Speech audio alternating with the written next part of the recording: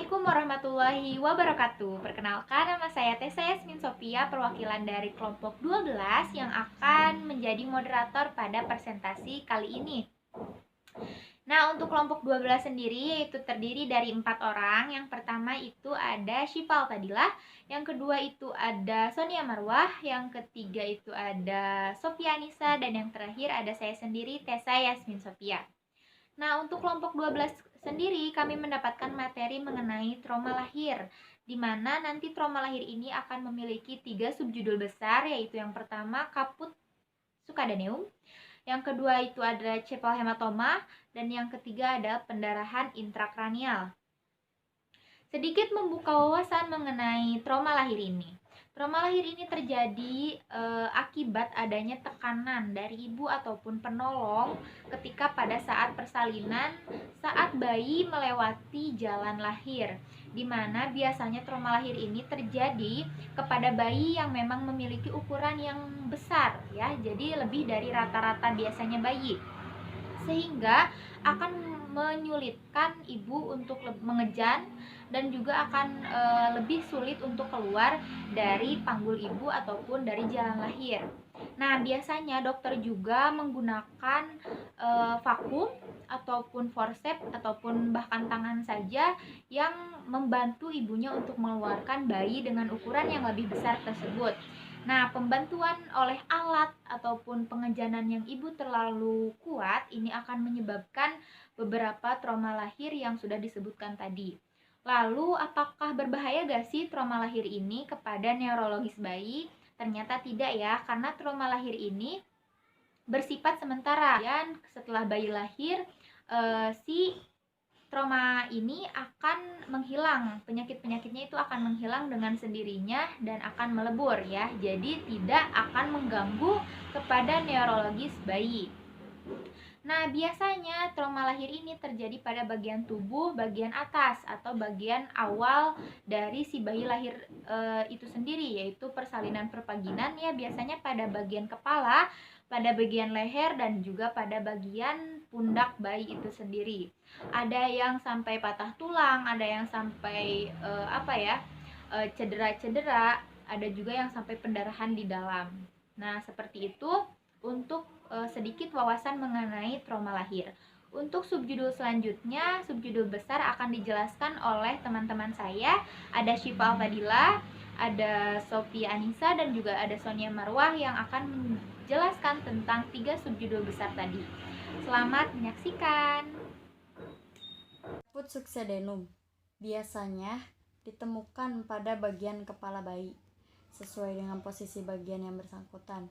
Pada bagian tersebut, terjadi odema sebagai akibat pengeluaran serum dari pembuluh darah. Caput succaneum tidak memerlukan pengobatan khusus dan biasanya menghilang setelah 2-5 hari. Kejadian caput succaneum pada bayi sendiri adalah benjolan pada kepala bayi akibat tekanan uterus atau dinding vagina, dan juga pada persalinan dengan tindakan vakum ekstraksi. Caput succaneum biasanya muncul waktu lahir, mengecil setelah lahir, lunak dan tidak berfluktuasi, melewati batas suturat teraba molase, bisa hilang dalam beberapa jam atau 2-4 hari, berisi cairan getah bening. Succaneum terjadi karena adanya tekanan yang kuat pada kepala pada saat memasuki jalan lahir, sehingga terjadi bendungan sirkulasi perifer dan limfe yang disertai dengan pengeluaran cairan tubuh ke jaringan ekstravaskuler. Keadaan ini bisa terjadi pada partus lama atau persalinan dengan vakum ekstraksi. Benjolan caput ini berisi cairan serum dan sering bercampur dengan sedikit darah. Selanjutnya saya akan menjelaskan tentang cepal hematoma. Cepal hematoma adalah pendarahan yang terjadi pada lapisan di selaput otak yang menyebabkan terperangkapnya darah pada lapisan tersebut. Cepal hematoma menimbulkan pembekakan akibat darah menumpuk di periosteum. Kondisi ini terjadi pada bayi akibat terganggunya jalan lahir. Cepal hematoma terjadi pada 2% dari kelahiran. Cepal hematoma terjadi di lapisan otak bayi, yaitu periosteum.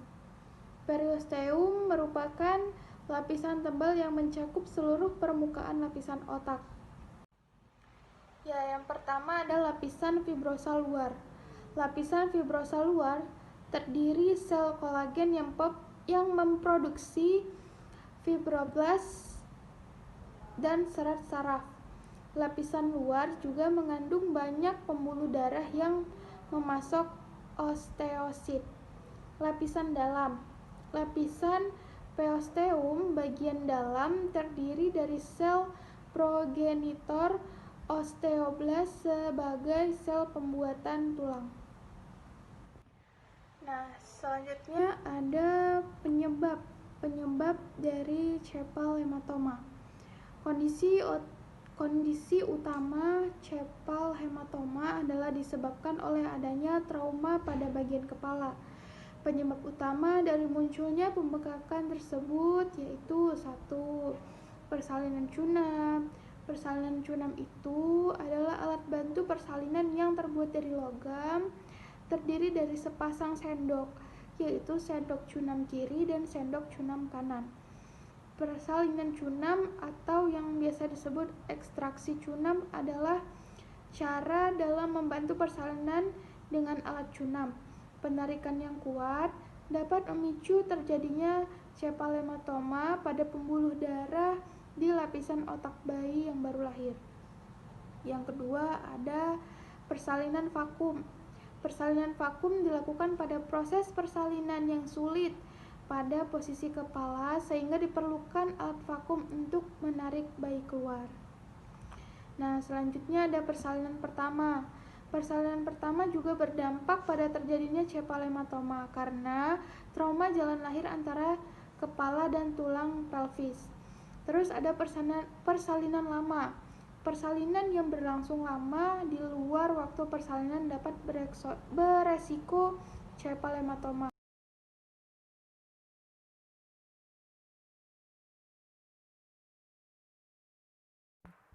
Nah, di sini saya akan melanjutkan penjelasan dari teman saya barusan. Di sini ada perdarahan intrakranial. Perdarahan intrakranial di dalam tulang tengkorak. Perdarahan ini bisa terjadi di dalam otak atau di sekeliling otak. Perdarahan yang terjadi di dalam otak dan rongga itu disebut perdarahan subarachnoid. Perdarahan di antara lapisan selaput otak atau meningen disebut perdarahan subdural. Perdarahan di antara tulang tengkorak dan selaput otak disebut perdarahan. Perdarahan akan menimbulkan kerusakan pada sel-sel otak. Ruang di dalam tulang tengkorak sangat terbatas sehingga perdarahan dengan cepat akan menyebabkan bertambahnya tekanan dan hal ini sangat berbahaya. Perdarahan intrakranial pada neonatus. Perdarahan intrakranial pada neonatus atau PIN tidak jarang dijumpai. PIN mempunyai arti penting karena dapat menyebabkan kematian atau cacat jasmani dan mental. Nah, terus juga di sini ada perdarahan intrakranial atau tak dipikirkan karena gejala-gejalanya tidak khas. Perdarahan intrakranial neonatus meliputi perdarahan epidural, subdural, subarachnoid, intracerebral atau parenchyma, dan Perdarahan intrakranial neonatus ialah perdarahan di dalam rongga kranium dan isinya pada bayi sejak lahir sampai umur 4 minggu. Sebabnya banyak, sering pendarahan. Intrakranial neonatus tak dikenal ventrikuler. Nah, itu ada contoh gambarnya, bisa dilihat saja ya. Terima kasih.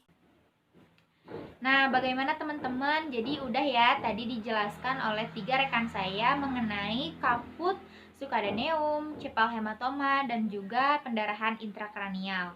Mohon maaf dari saya sebagai perwakilan kelompok apabila terjadi banyak kesalahan kata ataupun cara pelafalan kata yang salah. Terima kasih atas perhatiannya. Bila ada pertanyaan kita akan bahas nanti, dan juga bila ada yang salah-salah kata mohon maaf sekali karena kami dalam proses